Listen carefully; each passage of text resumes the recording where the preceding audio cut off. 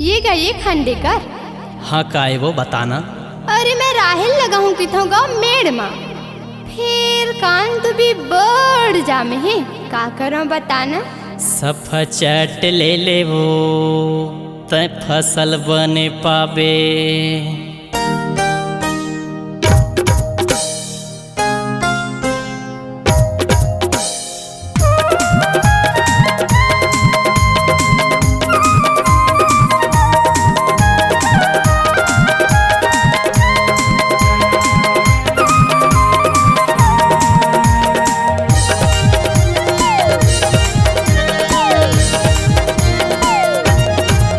सफा चट ले ले वो तय फसल बने पाबे। सफा चट ले ले वो तय फसल बने पाबे।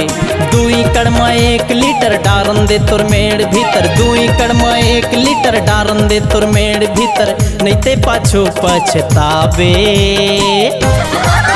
सफा चट ले ले वो तय फसल बने पाबे। सफा चट ले ले वो तय फसल बने पाबे। सफा चट ले ले वो तय फसल बने पाबे।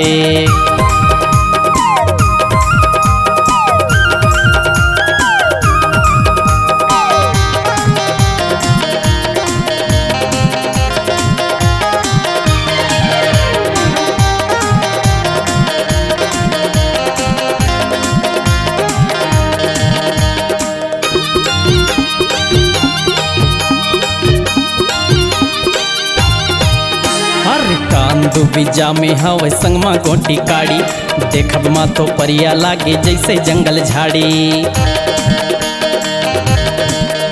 अरे कांदू बीजा में हवे संगमा गोटी काड़ी, देखब मा तो परिया लागे जैसे जंगल झाड़ी। मारन देवो तीरे तीरे मुरझा के वो जाही गिर। मारन देवो तीरे तीरे मुरझा के वो जाही गिर, नींदे कोड़े ले बच जाबे। सफा चट ले ले वो तय फसल बने पाबे। सफा चट ले ले वो तय फसल बने पाबे। सफा चट ले ले वो तय फसल बने पाबे।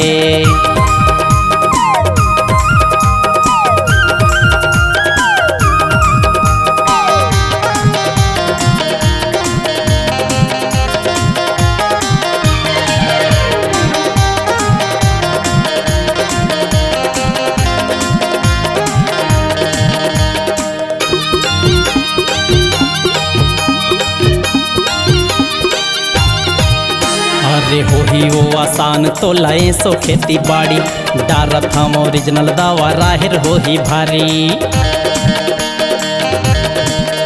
अरे हो ही वो आसान तो लाए सो खेती बाड़ी, डारत हम ओरिजिनल दावा राहिर हो ही भारी।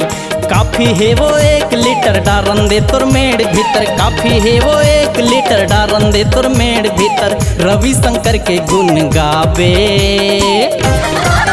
सफा चट ले ले वो तय फसल बने पाबे। सफा चट ले ले वो तय फसल बने पाबे। सफा चट ले ले वो तय फसल बने पाबे।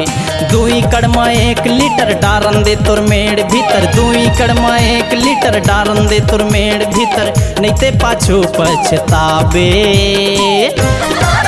सफा चट ले ले वो तय फसल बने पाबे। सफा चट ले ले वो तय फसल बने पाबे। सफा चट ले ले वो तय फसल बने पाबे।